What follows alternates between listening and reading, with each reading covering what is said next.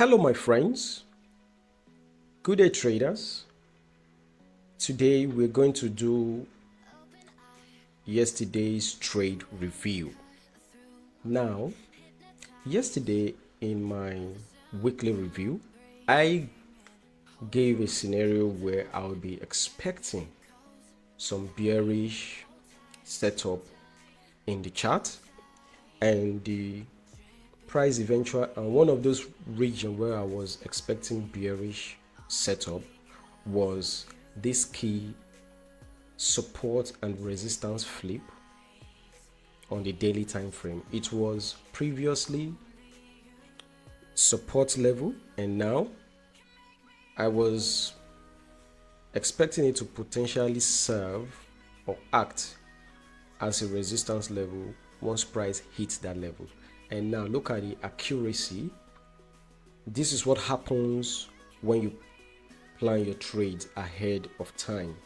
So as soon as price got there early this morning, I took this trade, even though I still have some bearish locations ahead. We still have the daily naked point of control at 81,000, and we still have the $82,000 price location liquidity zone.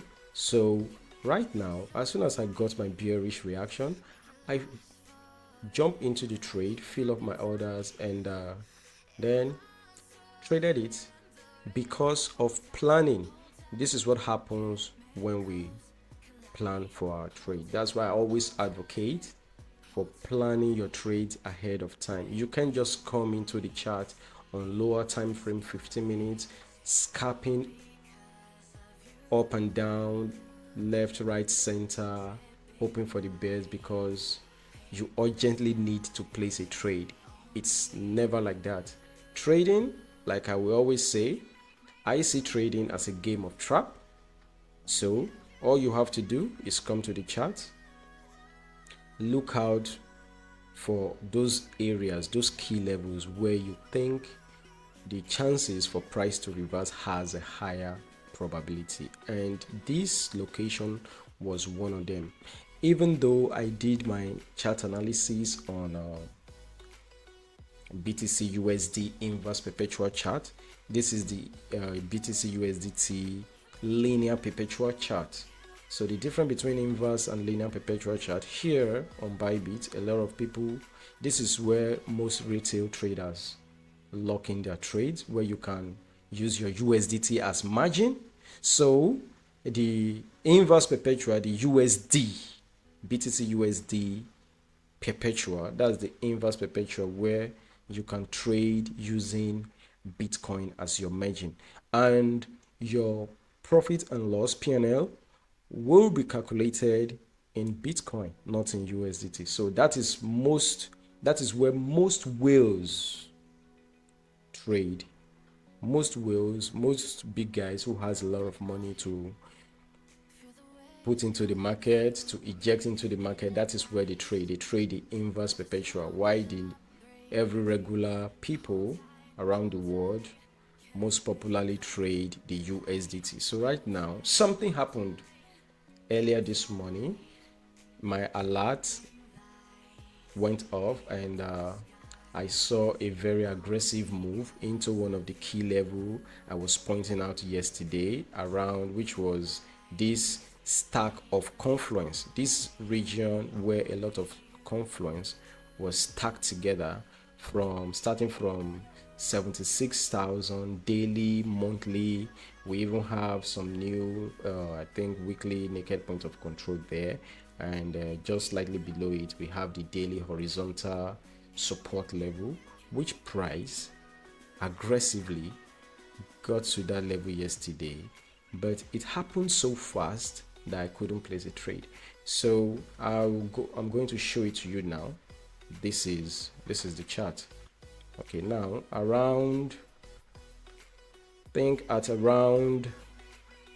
this happened so fast. You see this aggressive candle, even on 15 minutes. It happened just in a single candle. So this was too aggressive and was too fast for me to lock in a trade. I really was preparing for this trade. I even set my alert around here and it went off before I could pick up my phone and all. The moves happened so fast. This was the setup I had for it, and despite analyzing charts, and I was much more interested in this zone of confluence because a lot of confluence was just stacking here, and it made a lot of sense to pick a trade from here, but I still missed it anyway. And if you even still go to 5 minutes time frame, you see how it all happened so fast. So it wasn't a trade I could get into in a single candle, guys. Look at it, very, very aggressive.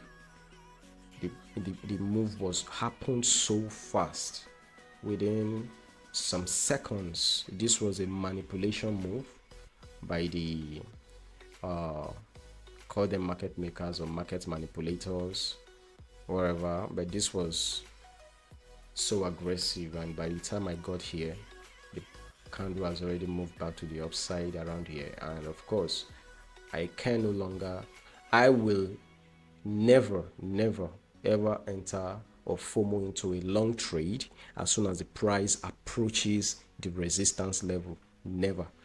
The only thing I'm always looking for when price gets to resistance level is a short. So that's it. And look at how price respected that the key support area. This was where I did my analysis yesterday. I indicated this region with a red horizontal ray key. I named it key support and resistance region. So I'll show you that in just a minute. The trade result and all. I'm always transparent, and whenever I take a trade, I show you however it goes. So now you can see how price respected and tap into that region this morning, just during the New York, just shortly after the Asian session or Tokyo session. Price got there. I woke up this morning and I saw the price around here. Ranging and ranging. Then as soon as it started breaking down, I locked in the trade because the trade setup gave me a very good stop loss. The trade gave me a very good place to place my stop loss, and yeah, I had a good stop loss for the trade. So, and target this whole region.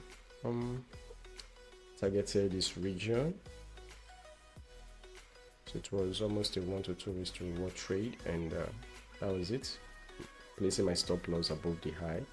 So as soon as I woke up this morning, because I didn't sleep on time during the night, I was watching price, and this aggressive candle move flushing people out of the market, I was finding it very surprising, and I eventually slept very late. And as soon as I woke up, all this move had already happened, and I still have the opportunity to get into the trade, and that was how I locked on this trade, traded it down below, and entry 79,959 and exited at 78,459, and that was just it.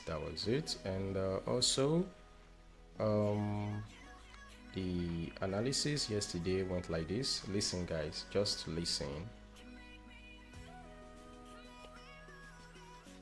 Support here, and currently price broke through it, and now it might act as resistance as soon as price approach that level. And just slightly above it, we have the daily naked point of control at 81,000, and this key support and resistance flip, demand into supply flip, is currently at 80,500. And so right now, going back to mid-term time frame, so this was the trade, and as you can see, this was the region where I was expecting some kind of local bounce from price, this region and this region down below, and aggressively price rips into this level. Just that it was so unfortunate that I couldn't couldn't participate in that trade. It happened so fast, guys. You are not going to have the opportunity to get involved in every trade, but the good thing about trading, and the reason why I love trading a lot, is that the opportunity is endless. There's never a time you come to the chat and they will now say, you now have some kind of you have a time that the opportunity is over, that you can no longer trade. It happens over and over again almost every day. If you can be calm and look for this opportunity, patiently wait for them, you will be in the right side of the market most often. Then knowing your entry triggers, always trade responsibly, always use your stop loss, marry your stop loss like your girlfriend. It's very, very, very important. So that's how you trade responsibly. And right now we still have some important level to the upside, and such as $89,000. We still have some other area of interest here, and I've shown this on my previous video severally, that my ultimate short location would be this 89.5 price location, because just as before, we have a lot of confluences here. So if price continues bullish and gets to this location, I would be much interested in a bigger short, and where I'll be much interested in a bigger long is this below $50,000 price location, below $50,000 price location, or below 60 actually, below 60, around this monthly naked point of control, and have some important levels here. Just within this location, I'll be expecting to get into a trade here should price get here in the future. Just if you have some bearish reactions and price eventually aggressively gets here bearishly, once I start seeing the bullish reactions and sign of strength, I get into trade. So guys, always treat your trading as a game of trap. Don't ever jump into a trade without confirmation, and always ask yourself before you get into a trade the reason as to why you're taking that trade, and where your stop loss is going to be, and where your take profit will be. These are the questions you need to ask yourself. Very important before you take any trade. Very, very important. So I also advocate for longevity in the game. Don't just think that you are going to come here and make the $1 million you are looking for in a single trade. Although it happens, it depends on the capital you have to work with. If you have up to $100 million working capital, then you can easily make $1 million. Easily you can make $1 million. So the money you're looking for in trading, you will get there eventually. Don't ever underestimate the power of compounding. Keep compounding the profits. The game is all about small wins, always small losses, then the big wins will come. It's always small wins, always small losses, or rather small wins, always small losses, then the big wins will come. Don't always go for a trade and be expecting that bigger returns all the time, because the market, you are not going to force the market to give you whatever it wants to give you. The market will give you whatever it wants at any given day. So your job as a trader is to take what the market gives you respectfully. And so that's all I have for now, guys. I'll still be back keeping you guys updated, and also do not forget that every content here is for educational purposes only. Please do not take it as a financial advice, because I'm not a financial advisor. And if you like this type of content, don't forget to hit the like and subscribe. Hit the like, hit click the bell for notification and comment, so that whenever I release this type of content, you will always be the first to get notified and get it. So with that being said, do have a great week ahead, guys.